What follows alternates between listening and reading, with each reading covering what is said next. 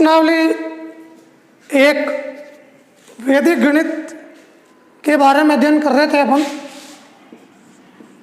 वैदिक मैथमेटिक्स, वैदिक गणित जो 4 नंबर की है, जिसमें से 1 + 1 + 2 टोटल 3 प्रश्न आते हैं।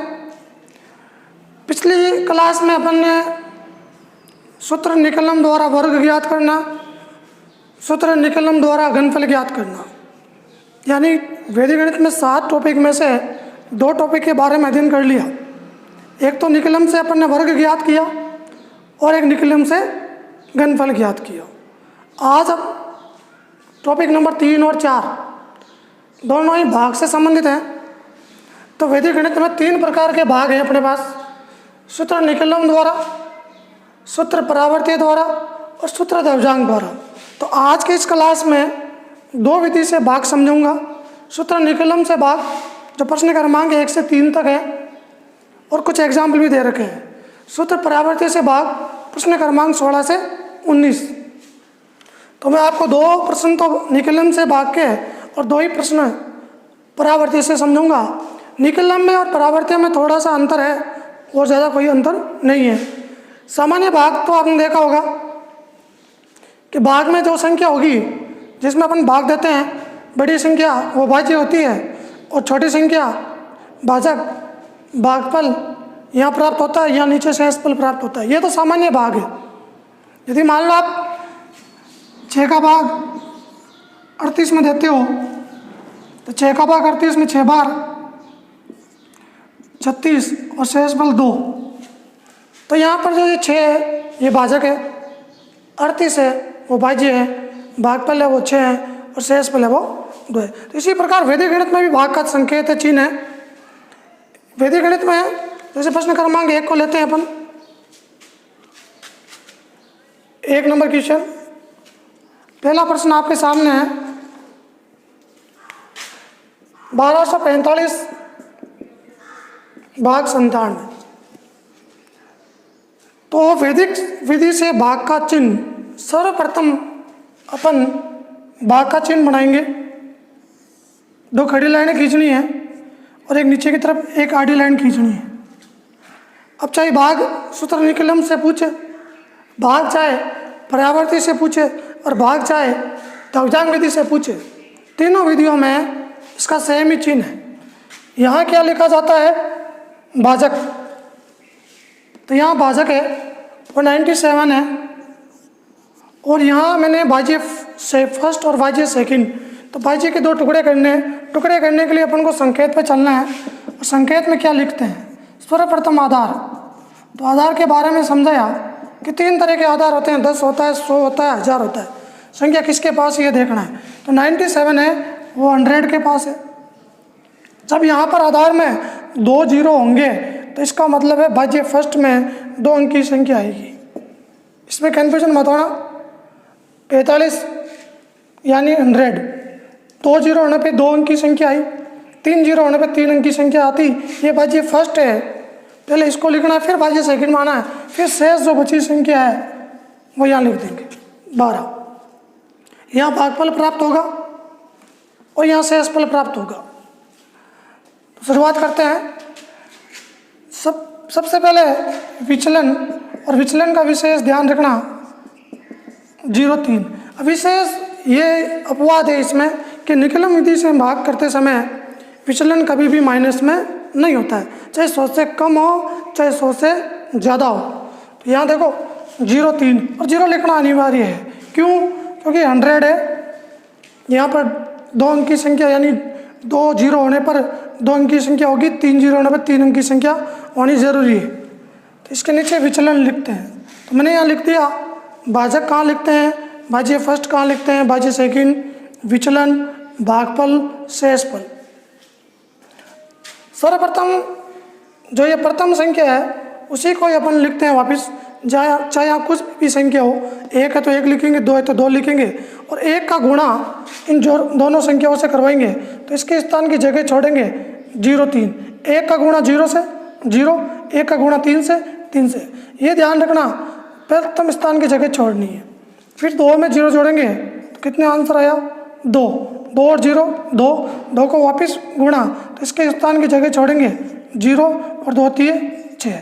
अब इनको जोड़ देंगे 6 5 11 का 1, हासिल कितना बचा 11 का 1, 4 3 7 1 8।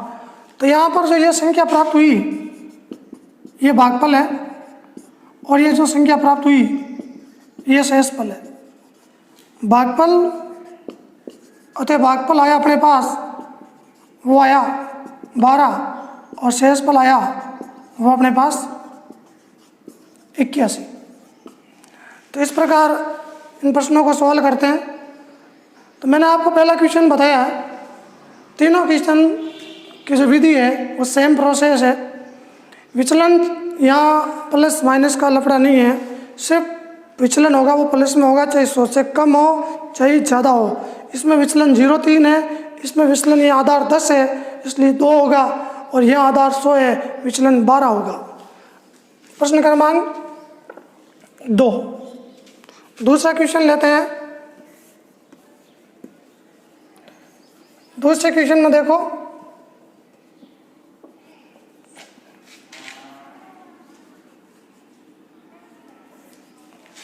संख्या है 311 भाग 8। 8 आधार 10 के पास है। क्यों है 10 के पास? क्योंकि ये 10 के पास ही संख्या है, 100 के पास नहीं 8। तो यह संकेत आधार में 10 आ जाएगा। विचलन 10 से कितना कम है? केवल 2 लिखेंगे, 0 2 नहीं लिखेंगे क्योंकि 1 0 है तो 1 अंक की संख्या चाहिए, 2 अंक की नहीं चाहिए अपन को, इसलिए 2 ही रखेंगे। 0 2 मत लिखना इसको। और पहला काम है भाजक, फिर एक संख्या है 1 0 है इसलिए प्रथम संख्या आएगी, बाकी संख्या ये द्वितीय भाग में, और विचलन है 2। 8 और 2 कितना हुआ 10। ये ध्यान रखना 8 और 2 आधार से टोटल होनी चाहिए इसकी। विचलन और संख्या को जोड़ेंगे भाजक को तो हमेशा वापस आधार प्राप्त होता है। प्रथम संख्या यही लिखेंगे अपन 3 का 3 और 3 दूणे 6। प्रथम संख्या 3, 3 का 2 से गुणा 6, 6 रे कितना हुआ 7, 7 को वापिस गुणा किया 7 दूनी 14, 14 और 1 कितना हुआ 15। अब यहाँ विशेष ध्यान रखना, ये थोड़ा सा इसमें अपवाद आ गया कि शेषफल 8 से बड़ा है तो 8 का भाग शेषफल में और जाता है। कितनी बार जा रहा है? एक बार। 8 एकम 8, 37 रे कितना हुआ 38, 15 में से 8 घटाया 7, तो भागफल आ जाएगा 38 और शेषफल आ जाएगा 7। इसमें संशोधित करते हैं हम थोड़ा, क्योंकि जब शेषफल बड़ा हो तो एक बार भाग और देते हैं, जितनी बार भाग देंगे उतनी बार जोड़ेंगे और कितनी संख्या प्राप्त हुई वो इसमें से घटाएंगे। ये संशोधित भाग है, ध्यान रखना 2 बार हुआ है। तो ये तो था अपने निकलम विधि से भाग। प्रश्न क्रमांक 1 और 2 और प्रश्न क्रमांक 3 की भी सेम यही प्रोसेस है और इन दोनों से ये सरल है।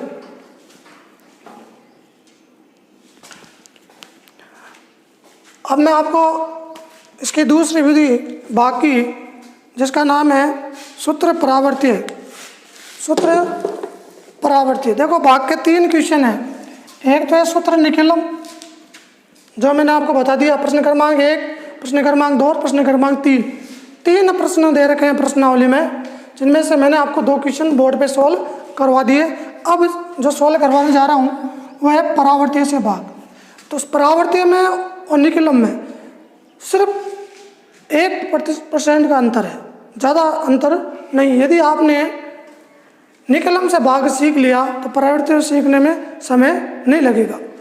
देखो कौन कौन से प्रश्न है इसके।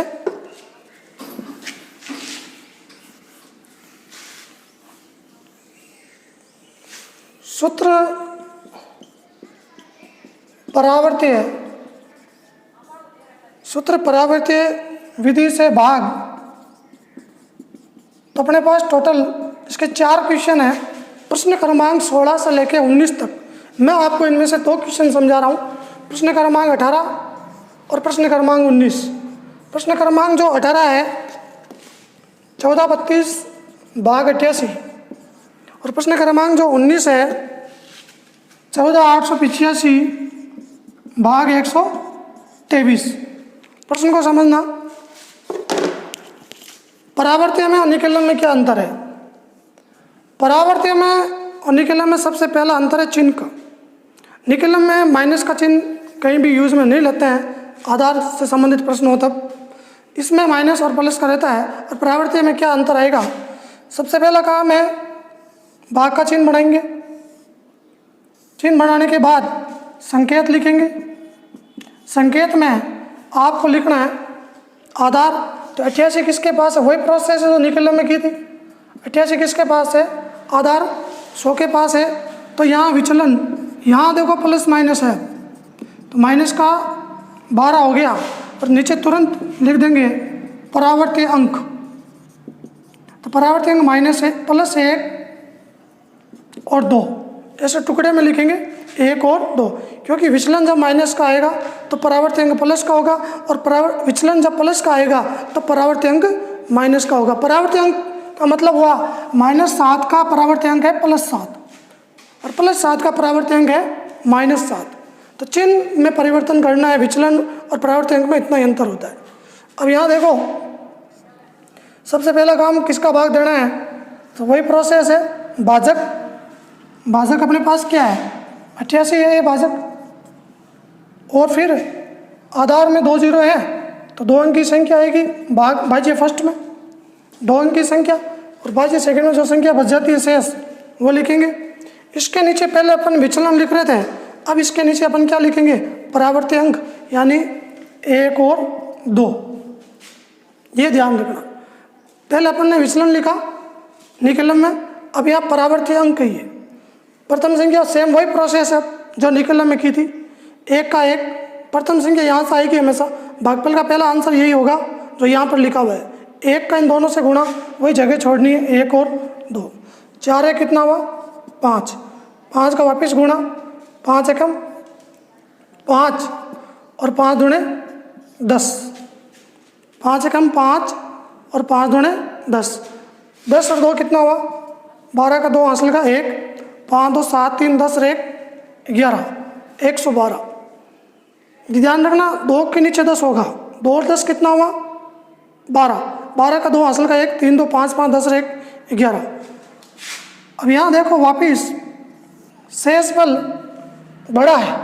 88 का भाग 112 में एक बार और जाता है -88।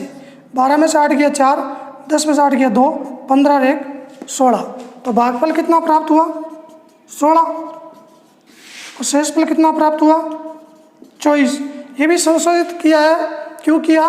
क्योंकि ये शेषफल है 112 और ये 88 भाजक है। तो कभी भी भाजक है वो शेषफल से बड़ा होता है, छोटा कभी भी नहीं होता है। इसलिए 88 का भाग एक बार और देंगे, और 15 और 1 16।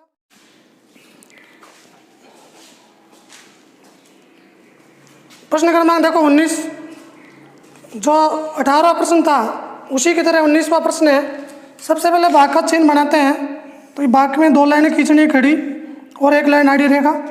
फिर सबसे पहला काम है भाजक को लिखना, और यह संकेत के माध्यम से लिखेंगे। यहाँ पर आधार कितना होगा? 100 होगा। क्यों? 123 100 के पास, इसलिए आधार 100। विचलन 100 से कितना अधिक है? तो आप जानते हो 200 और 123 में डिफरेंस 23 का। और परावर्ती अंक, जब विचलन माइनस में हो तो परावर्ती अंक, जब विचलन प्लस में हो तो परावर्ती अंक माइनस में। तो -2 और -3 इसके परावर्ती अंक होंगे, और परावर्ती अंक लिखते हैं इसके नीचे। भाज्य फर्स्ट में संख्या लिखेंगे 85। 2 अंक की संख्या क्यों रखी? आधार में 2 जीरो है, इसलिए 2 अंक की संख्या। आधार में 3 जीरो होंगे तो 3 अंक की संख्या। जो भी शेष संख्या बची वो लिख लेंगे। प्रथम संख्या मैंने कहा था वो सेम प्रोसेस है जो निकलन में थी। 1 है तो 1 आएगा, 2 है तो 2 आएगा। 1 का गुणा -2 से -2, 1 का गुणा -3 से -3, इसकी जगह छोड़नी है। ये विशेष ध्यान रखना, जो अंक लिख रहे हैं उसके स्थान की जगह छोड़ देनी है। 4 में से 2 गया 2, इसको सोल्व नहीं करेंगे अभी, केवल एक ही भाग सोल्व करेंगे। 4 में से 2 गया 2, 2 का गुणा -2 से -4, 2 का गुणा -3 से -6, और इसकी जगह छोड़नी है। अब 8 में से 7 घटाएंगे, ये 3 4 7, माइनस का 7 प्लस का 8, 1 आएगा, 1 का गुणा -2 और -3, 5 में से 3 गया 2 और 8 में से 8 गया, ये प्लस का 8, ये माइनस का 8। तो यहाँ जो भागफल प्राप्त हुआ वो हुआ 121 और जो शेषफल प्राप्त हुआ वो हुआ 0,2। तो ये निकलन और परावर्ती अंक से संबंधित भाग थे, यानी कि टोटल 4 टॉपिक हो गए, टोटल 7 टॉपिक में से 4। कल के वीडियो में मैं आपको दवजांग विधि से संबंधित भाग के बारे में समझूंगा। सबसे इम्पोर्टेंट भाग है दवजांग। इसी के साथ ही पृष्ठ प्रश्नावली समाप्त हो जाएगी। फिर बीजगणितीय समीकरण रहेंगे, एक तो शून्य साम्य समुच्चय और एक परावर्त्य योजित विधि द्वारा समीकरण, यानी कि 2 वीडियो में ये प्रश्नावली जो 4 नंबर की प्रश्नावली है वो समाप्त हो जाएगी।